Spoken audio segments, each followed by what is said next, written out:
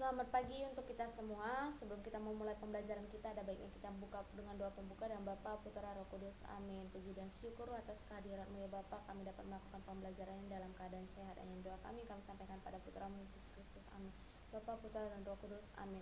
Baiklah, Miss akan melanjutkan pembelajaran kita, yaitu mengenai pola interaksi makhluk hidup. Oke, adapun tujuan pembelajaran kita yaitu siswa mampu menjelaskan pola interaksi makhluk hidup. Nah, kita tahu bahwa kita sebagai makhluk hidup tidak dapat berdiri sendiri, tetapi selalu berinteraksi dengan makhluk hidup lainnya, baik dalam satu komunitas maupun komunitas lain. Interaksi organisme dapat dibedakan menjadi beberapa macam. Adapun pola interaksi makhluk hidup yang pertama yaitu netralisme. Netralisme itu merupakan jika makhluk hidup berinteraksi tetapi tidak mengganggu satu sama lain, maka interaksi terjadi adalah netralisme, namanya netral, tidak menguntungkan dan tidak saling merugikan. Mereka hanya hidup dalam satu ekosistem yang sama, tapi tidak ada persaingan dan mangsa-memangsa dalam interaksi ini. Simbiosis netralisme adalah hubungan antar makhluk hidup yang berada dalam satu habitat dan tidak saling mempengaruhi satu sama lain. Coba lihat gambar berikut, contohnya adalah kucing dan burung hantu, sapi dan ayam, gajah dan jerapah, ikan dan katak. Mereka tidak saling mempengaruhi satu sama lain, netral. Selanjutnya yang kedua adalah pola predasi. Predasi itu merupakan interaksi antara mangsa dan pemangsa dalam suatu ekosistem. Interaksi ini menjaga keseimbangan jumlah pemangsa dan mangsa dalam suatu ekosistem.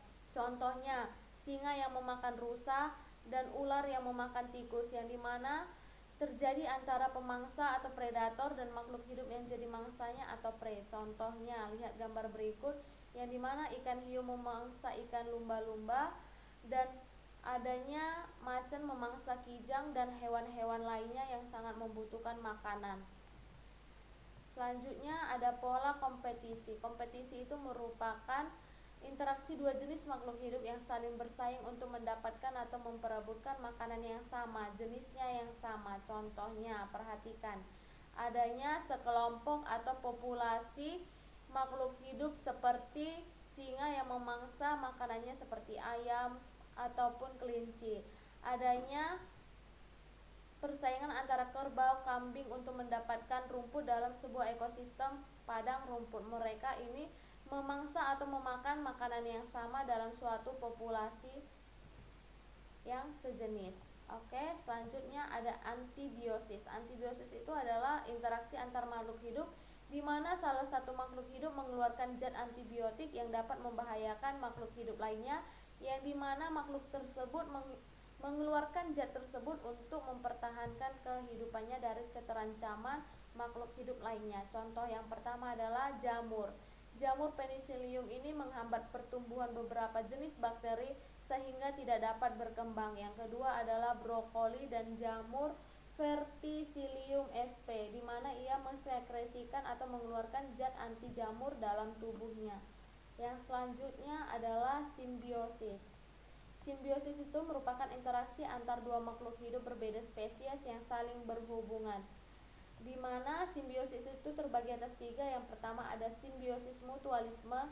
Jenis simbiosis di mana dua makhluk hidup yang berbeda spesies memberikan keuntungan satu sama lain. Kita lihat gambar berikut, di mana ada spesies lebah atau seekor lebah dan spesies tumbuhannya adalah bunga dengan berbeda spesies yang saling menguntungkan, di mana lebah membutuhkan makanan, sari-sari makanan, serta bunga dapat memperoleh penyerbukan dengan adanya lebah. Selanjutnya juga kupu-kupu dan bunga, ada ikan badut dan anemon laut, serta bunga rafflesia dan semut. Selanjutnya ada simbiosis mutualisme, yaitu interaksi antar dua makhluk hidup berlainan jenis, yang satu makhluk hidup diuntungkan dan yang lain tidak dirugikan maupun tidak diuntungkan. Misalnya simbiosis antara anggrek dan pohon mangga, serta ikan hiu dan ikan remora. Perhatikan gambarnya, di mana antara pohon anggrek dan pohon mangga, pohon anggrek mendapatkan perlindungan dari pohon mangga, serta pohon mangga tidak dirugikan ataupun tidak diuntungkan. Yang kedua, adanya ikan hiu dan ikan remora, di mana ikan remora memperoleh perlindungan dari ikan hiu, ikan hiu tidak dirugikan ataupun tidak diuntungkan. Itulah simbiosis komensalisme. Yang terakhir adalah simbiosis parasitisme, yaitu jenis interaksi antar makhluk hidup yang menguntungkan satu pihak dan merugikan satu pihaknya. Yang menguntungkan satu pihaknya itu disebut parasitisme, dan yang merugikan itu adalah inangnya. Kita lihat dapat gambar berikut, adanya pohon alang-alang dan pohon produksi, adanya nyamuk dan manusia, dan pohon benalu dengan inangnya. Pohon alang-alang ini dapat dirugikan dikarenakan adanya kekurangan produksi air dan mineral. Nyamuk pada manusia ini kita dirugikan dikarenakan gigitan dari nyamuk, adanya penyakit demam berdarah dan nyamuk memperoleh darah sebagai makanannya. Dan benalu dengan inangnya, di mana pohon benalu memperoleh makanan dari inangnya sehingga inangnya dapat dirugikan karena adanya pohon benalu. Baiklah, sekian presentasi dari Miss. Materi yang Miss sampaikan semoga kalian catat, dapat kalian mengerti dan kalian pahami. Nanti sewaktu kita tatap muka Miss akan periksanya. Kalian pelajari lebih lanjut. Sekian dan terima kasih. Selamat pagi.